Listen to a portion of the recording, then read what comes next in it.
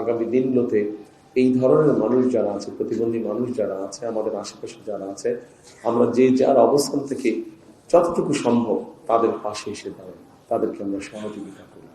আমাদের মধ্যে একটা টেন্ডেন্সি আছে যে এই মানুষগুলোকে একটু আমরা ঘরের ভিতরে রেখে দিই। আজকে আমরা এখানে কতগুলো মানুষকে সামনে রেখে একত্রিত হয়েছি। যে মানুষগুলোকে রেখে আর সামনে রেখে আমরা এখানে একত্রিত হয়েছি, দুঃখজনক হলেও আমাদের সমাজ ব্যবস্থা এখনো এইরকম মানুষ যারা আছে, আমাদের মধ্যে একটা টেন্ডেন্সি আছে যে এই মানুষগুলোকে একটু আমরা ঘরের ভিতরে রেখে দিই।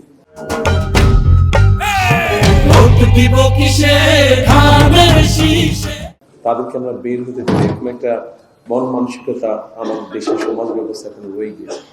তবে যে মানুষগুলো আছে এখানে উপস্থিত, যাদের আমরা গান শুনলাম, যারা বিভিন্ন বক্তব্য রাখলেন, কবিতা বললেন, এর থেকে পরিষ্কার বোঝা যায় আমরা যারা সুস্থ স্বাভাবিক আছি বিভিন্ন দৃষ্টিকোণ থেকে, তাদের অনেকের থেকে এই মানুষগুলোর মধ্যে অনেক গুণ আছে যেটা আমাদের অনেকের মধ্যে নেই।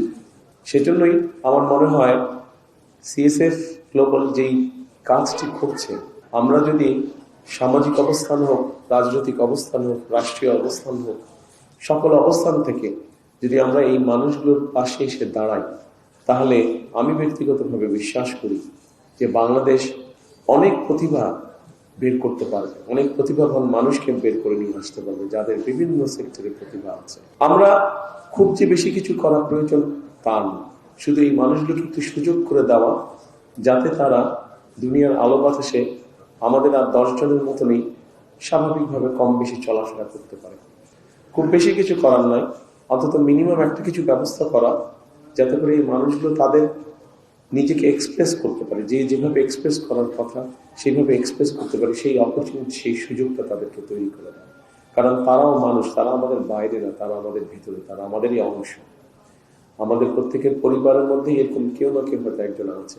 সেই জন্যই আমার আসুন আজকে এই অনুষ্ঠান যারা দেখছেন, আমাদের সকলের মনের মধ্যে আমরা একটি শপথ নেই বা প্রতিজ্ঞা করি যে আগামী দিনগুলো, আজকের পর থেকে আগামী দিনগুলোতে এই ধরনের মানুষ যারা আছে, প্রতিবন্ধী মানুষ যারা আছে, আমাদের আশেপাশে যারা আছে, আমরা যে যার অবস্থান থেকে যতটুকু সম্ভব তাদের পাশে এসে দাঁড়াই, তাদেরকে আমরা সহযোগিতা করি।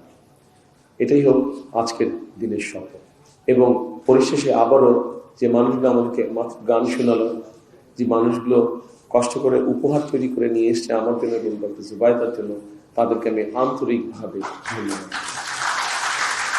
এবং আসুন আমরা সকলে মিলে একটা বাংলাদেশ গড়ার চেষ্টা করি, যেই বাংলাদেশে কম বেশি প্রত্যেকটা মানুষের একটা মর্যাদা তৈরি হবে, আত্মমর্যাদা নিয়ে প্রত্যেকে বেঁচে থাকতে পারবে, সেরকম একটা বাংলাদেশ গড়তে আমরা চেষ্টা করি।